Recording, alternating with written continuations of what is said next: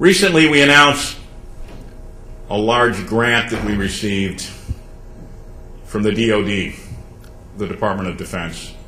It's a $1.2 million grant to study the feasibility of utilizing our product in Naval and Marine Corps assault vehicles in the Silent Watch program. This is a big step for us, but it's almost overshadowed by the other good news that we have to report.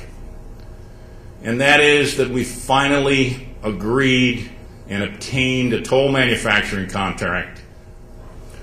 That toll processing contract right now calls for the manufacture of 92,000 batteries over a period of 11 months and will generate revenue of $6.4 million.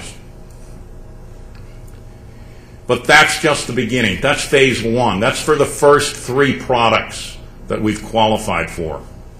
There's more to come. They did an inspection of our premises. They looked at our manufacturing techniques. We didn't know they were coming. They showed up.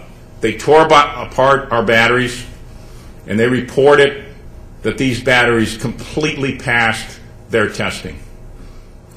This contract in the future will bring us up to a quantity of 50,000 batteries per month as we build our business into PVC technology. The real mission of the company, our proprietary negative electrode that gives us the advantage over other products in the marketplace, that will take us to the next level and beyond, that will take us into areas of energy storage, electric vehicles, wind, solar. We're the enabling technology. We're proud to be a potential solution for those needs. With that said, I'd like to turn this over to Dr. Ed Buell for a little update on the technology, where we are, where we're going, what we've accomplished, what we have yet to accomplish. Ed? The main focus for Axion is developing advanced lead-acid battery technologies. And our main focus is obviously the PVC battery, which uses a carbon negative electrode to replace the standard negative electrode in a lead-acid battery. Our goal is to develop higher performance, less lead, less weight in the battery, and a significantly longer life. It's very specific to different applications. Right now, we're really focusing on a number of really interesting areas. Hybrid electric vehicles, plug-in electric vehicles. Not listed on there is wind and solar, which I'm going to talk about more in just a couple of minutes. It's another major area for us. Hybrid truck and train, grid-based energy storage. That includes both solar, renewable, but also just applications where you may want to shave peaks off or control your demand side charges in a large industrial manufacturer such as Newcastle Battery. Typically, your energy bills are half energy and half peak demand charges. So if you can control your peak demand charges, potentially a great gain. Truck auxiliary power units, I'll talk about that a little bit more, and military applications. Axion Power Newcastle is getting back in the business of building standard lead-acid batteries. We're also developing a new line of industrial lead-acid batteries that we're just about to commercialize. And we are in the process right now of building and hopefully we'll install early 2009 our automated negative electrode assembly process for the PVC negative electrode technology.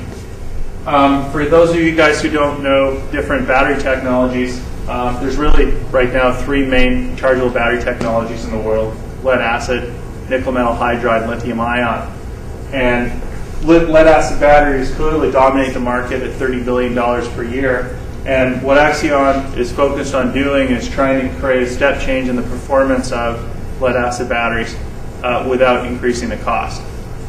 And so what we've done is all the technologies that we focus on developing, like the PVC technology, are all done with an emphasis of building the battery in a conventional lead acid battery plant with the same case, the same cover, the same materials. That allows us to keep the cost down, but also allows us to quickly scale up production of the PVC technology by selling our negative electrodes to other battery manufacturers who could then incorporate them into their existing battery plant. Just a quick slide showing you the difference between a normal lead-acid battery. This over here on the left is a normal cell stack that goes inside a battery, and this is our carbon negative electrode. And as you can see, it fits right in the same cell stack, it's stacked the same way, runs through the same cast-on strapping process that puts the lead strap on, then fits right into the cells of the batteries.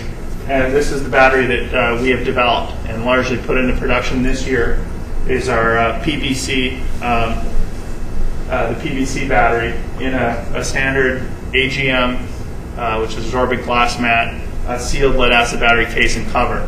And we've actually had to develop the cover for the battery. Here's just a quick breakdown. It shows the difference between advanced lead-acid batteries or PVC batteries with lithium-ion and nickel metal hydride.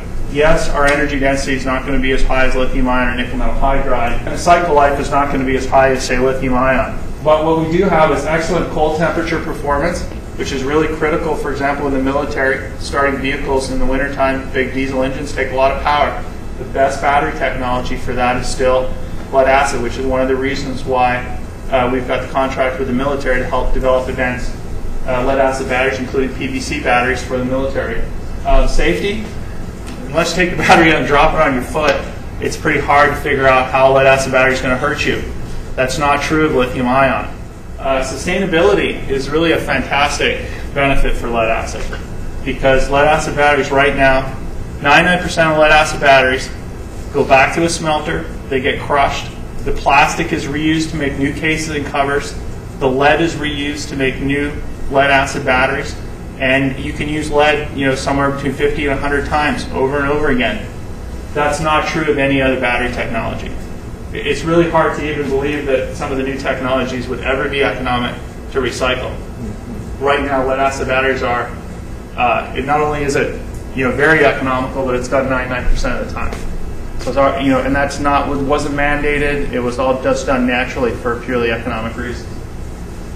The cost is also very important. Electric vehicles, or the idea of actually getting the U.S. off the use of foreign oil, you're going to need to put a lot of kilowatt hours in a car. If you want to drive about 45 miles on a single charge, you need at least 20 kilowatt hours. With a lithium-ion or nickel metal hydride battery, that battery alone is going to cost $20,000. That's an OEM cost to a large supplier.